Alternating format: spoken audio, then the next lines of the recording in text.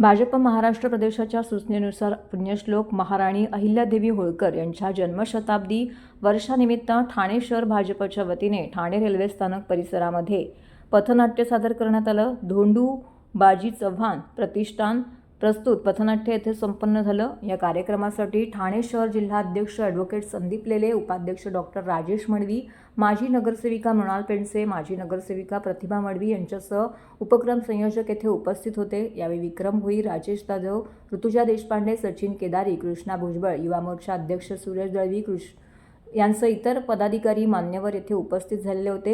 या प्रसंगी पथनाट्याद्वारे सर्वांनी एकत्र येऊन महान कार्य करणाऱ्या पुण्यश्लोक अहिल्यादेवी होळकर यांच्या कार्याला नमन करून त्यांनी घालून दिलेल्या आदर्श वाटेवरती चालण्याचा संकल्प केला आहे। तसेच या पथनाट्याच्या माध्यमातून पुण्यश्लोक अहिल्यादेवी होळकर यांनी समाजाप्रती केलेल्या विविध उल्लेखनीय कार्याचा आढावा घेत हे पथनाट्य येथे सादर करण्यात आलं।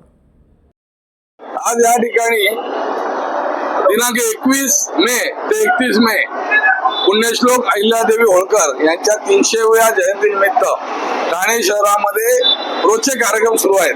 प्रदर्शनी सुरू आहे, शिबिरं सुरू आहेत, व्याख्यानं सुरू आहेत, युवक मेळावा, महिला मेळावा, निबंध स्पर्धा, वक्तृत्व स्पर्धा, चित्रकला स्पर्धा आणि त्याचाच एक महत्त्वाचा भाग म्हणून या ठिकाणी आज पथनाट्य सादर करण्यात आलं पुण्यश्लोक अहिल्याबाई होळकरांच्या जीवनावर।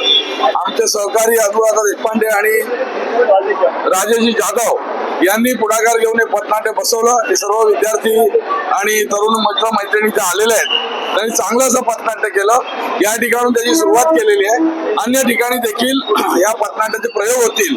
आज ठाणे रेल्वे स्टेशन मध्ये हजारो नागरिकांच्या समोर या पथनाट्याची सुरुवात झाली आहे आणि उद्या परवा 31 तारखेला या अहिल्याबाई होळकर जन्मशताब्दी वर्षाची सांगता होणार आहे। 31 तारखेला त्यांचा जयंतीचा दिवस आहे आणि उद्याही भरीव कार्यक्रम आहेत, दिवसभर कार्यक्रम आहेत, पत्रकारांचे मेळावे आहेत, बुद्धिवंतांचे मेळावे आहेत आणि त्या सर्वांपर्यंत अहिल्याबाई होळकरांचं कार्य पोहोचवणे हे आमचं उद्दिष्ट आहे।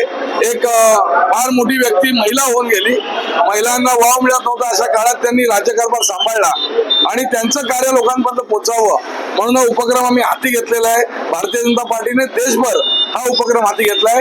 उद्या सुद्धा दिवसभर इथे कार्यक्रम आहेत। अहिल्या रत्न पुरस्कार वाटले जाणार आहेत। भरपूर वर्गाचे कार्यक्रम केलेत। लोकांसमोर अहिल्याबाई होळकर या याव्यात, त्यांचं जे कार्य होतं ते कुठेतरी पुढे आणण्यात अगोदरचं शासन प्रशासन कमी पडलं।